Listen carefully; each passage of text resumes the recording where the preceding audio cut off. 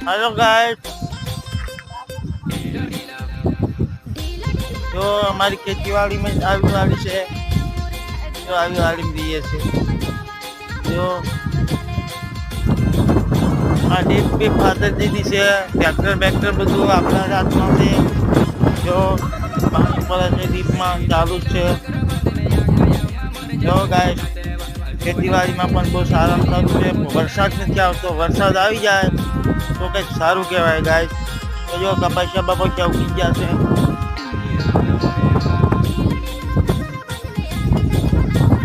વાવણી બધી સારી છે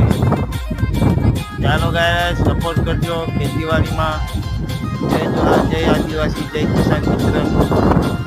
પવન બી બહુ ચાલે છે ફરી મળશું બીજા વિડીયોમાં જય જોહાર જય આદિવાસી જય ભારત માતા